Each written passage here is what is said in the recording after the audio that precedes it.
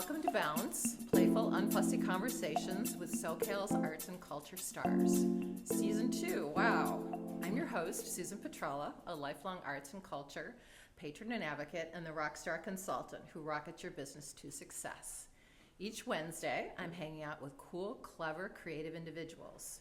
Today's guest is Nancy Mooslin. California-based artist Nancy Mooslin has a stellar career as the painter of music, visualizing music, then painting it. Nancy is also one of 8 artists in Coastline Gallery's new show exhibit. In fact, it's called 8 Directions. Riffing on all of the artists are on their own path, the very diverse nature of their work, and I guess 8 refers to some spirituality, but I'm not going to get into that. So, welcome, Nancy.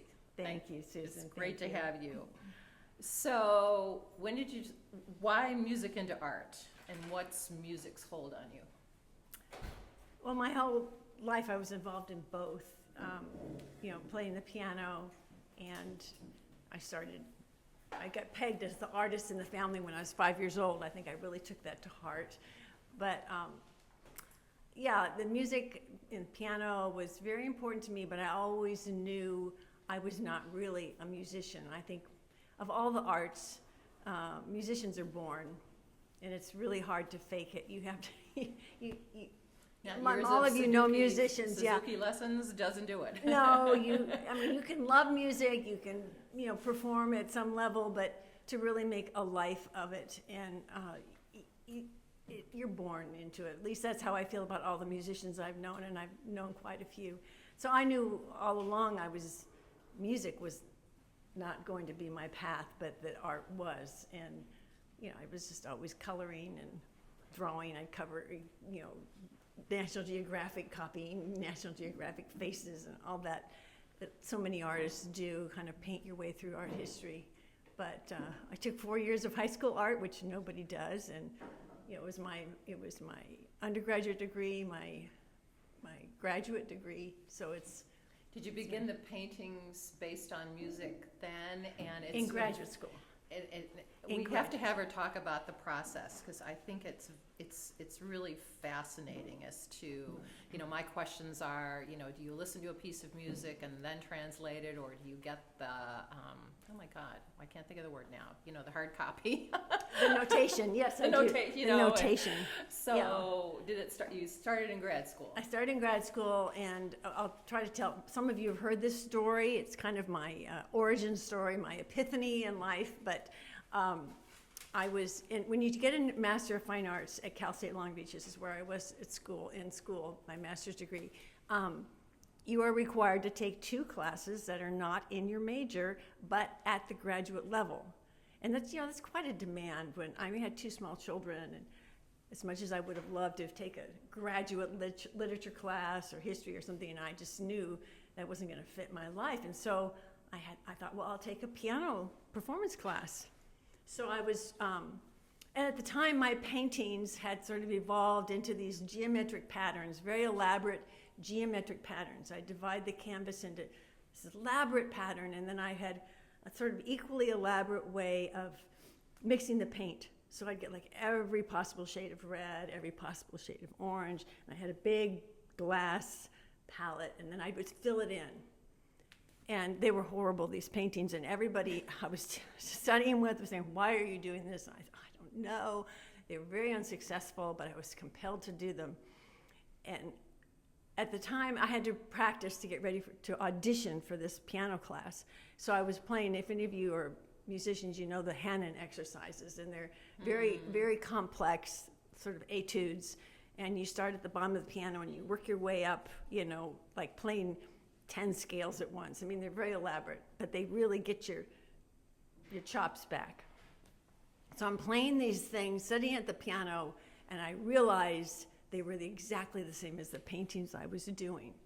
That I was playing a mathematical pattern of notes, and of intervals of pitch, a mathematical pattern of intervals of pitch. And my paintings were a mathematical pattern of intervals of color. And the color and the pitch felt exactly the same. because in fact, as a phenomenon of physics, they are. As you measure light waves and measure sound waves, even though they're miles apart on the spectrum of waves, they are mathematically the same. So I just had to figure out, and I was just sitting there. I was like, a big light was shining on me. It was quite a moment. And I just felt, this is it. This is how I want to go forward. And I just had to figure out how to translate that into a system, because I was saying earlier to someone, it was very important to me that this not be a subjective thing, that this be a system that I could verify and validate and say, yes, music looks like this. Music. So is it a secret system? No. Or can we know the system? It's a system. It's on my website. It's not secret. Every note has a color, and that's based. How do you decide? Because you said you have 88 keys and 88 colors. So how do you decide what note gets what color? Okay, it's based, like there again, on simple physics. There are 12 notes in an octave of music, 12 equal steps. It's like going upstairs. And there's 12 stairs when you go from one C to the C an octave higher. Mm-hmm. And there's essentially 7 octaves on the piano with a few notes. But the piano includes almost all of our audible sound, certainly the range of all the other musical instruments and the human voice and everything. So if you do the piano, you've anything you see in notation, you're going to be able to paint. So I started with red on C because C is the first note of the major scale, so it's kind of the beginning of everything in music. And so C is red, C sharp is red-orange, D is orange, D sharp is yellow-orange, E is yellow, F is green, yellow-green. It's the 12-hue color wheel, which every artist learns when you're 8 years old. It's the primary colors, the secondary colors, and what we call the tertiary or intermediate colors. Did you have to mix those colors? I have to mix them because that only takes care of 1 octave, and there's 7 octaves. So the notes get darker and duller, so they go down in value and down in saturation as you move lower, which relates to the fact that those low notes are so rich in overtones. In other words, when you play that lowest C on the piano, on a 12-foot grand piano, concert grand, that string will be strung diagonally. It'll be 15 feet long. Mm-hmm. And when that string gets vibrating, you're not hearing 1 note. You're hearing 64 notes. You're hearing the entire mathematical overtone series. So that, to me, relates to that rich, dark, deep color. A tuba, you get all these overtones because the air is moving through a big pipe, Whereas a piccolo is, this big, it's a thin little note. You're only hearing what's called the fundamental, and that would be the high string, high C on my piano, and it's a very thin sound because there's no vibration, no overtones. So taking as examples the paintings you have in the exhibit here, 8 Directions. Okay, so you've got titles for the painting. So does the title come first and then you choose the music, or do you have favorite composers like, Mozart or Stravinsky or gosh, who knows? Well, I started out that way. I started out playing the piano music that I performed. By the way, just as a little aside, I went to audition for this class in piano, and as I'm sitting there listening to everybody else, I realized it was a class for people who are getting their master's in piano. And I stupidly got up and played anyway. And I got through about half a page, and I said, I'm sorry, I'm just too nervous. I'm going to have to leave. It was ridiculous that I was even there. So anyway, the teacher said, see me after, we'll negotiate. And I ended up taking 2 piano theory classes, which required no performing. But anyway, that's an aside. So all of the paintings in this show are from my travels or from artist residencies. And when I'm going on a residency, which has become a big part of my art practice, it's very important for me to use music that relates to this place where I'm going to be. And it's also has become, over the years, more important for me to use the inspirational music, the sacred music, the religious music of the series, of the spot where I'm going to Okay. be. So the oldest one is from France, and that I picked the music of Messiaen, who's a French composer from the 20th century, and and it also relates to nature somehow. But anyway, he composed these beautiful piano pieces based on birdsong, called a Catalogue d'Oiseaux, which I know I'm mispronouncing. It's my French expert here, but. So I was on the Garonne River. By then, my music had evolved. I mean, my imagery had left geometry and become involved with water imagery, which is very musical. So then there's 5 that are from my residency in Ireland, and I was using the landscape that was surrounding me, which is why you're on these residencies, and the music of an Irish woman composer from the 20th century named Ina Bowles. And she was the first woman Irish composer to get any traction at all in her career. And I chose her Gaelic hymns, their choral pieces, because of their spiritual quality. And so that's what's embedded in the landscape. And then the other 5 are from a series I've been working on for many years called my Great River series. And they're really prayers for all the important rivers on the globe that are in trouble, because they're all in trouble. And although there's been a lot of movement in recent years to save them, and it's successful. But on the Mekong, I put Buddhist chants. On the Nile, I put Hindu chants. No, on the Ganges, I put Hindu chants. On the Nile, I put the call to prayer. And then the most recent ones that I'm working on now are from the Seine, and I put Gregorian chants. And the Seine, during the Olympics, we all heard that how much they've been working on it. It was a dead river for 100 years. It was completely polluted and nothing could live in it. Mm-hmm. And they've been working since the French got the Olympics to bring it back. And now there's fish, and people were able to actually row and swim on the Seine. So besides the paintings, you also have quite a body of work in public art. Mm-hmm. And so that's very interesting. And do you follow the same kind of, do they have some kind of musical reference to all of the? They all do in some way or another. Have some music, I think pretty much. I've done 9. Do they make sounds, musical sounds, or the first ones I did, it was very important to me to have the musical sound. I did, with a composer and another artist, we did a piece for the arena, the Anaheim Arena, where the Ducks play.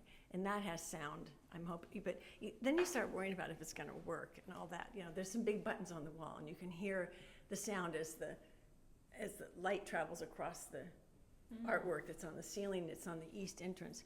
So, and I did one for Escondido, where when you walk by, it interrupts the laser beam, and you can hear the sound. But there's always technological issues with things like that. Things are breaking, and cities don't maintain. And so anyway, the long and short of it is, more recently, the music has been part of the piece in the title and in the color, but there hasn't been any feedback for the public. There hasn't been any audible sound for the. Do you have something coming up in the public arts realm that you're working on? No, I mean, I'm not. It's nothing I'm pursuing anymore. The last one I got, someone called me. Was that Boston? That's Boston. Okay, I saw that. Which you need to know never happens. Usually it's very fierce competition, and that's really sort of why it's really the reason I don't do it anymore. Is the competition part of it became burdensome to me, and I'm just so happy in my studio that I love doing them. I love doing them because you get to it's your fantasy, these great big things.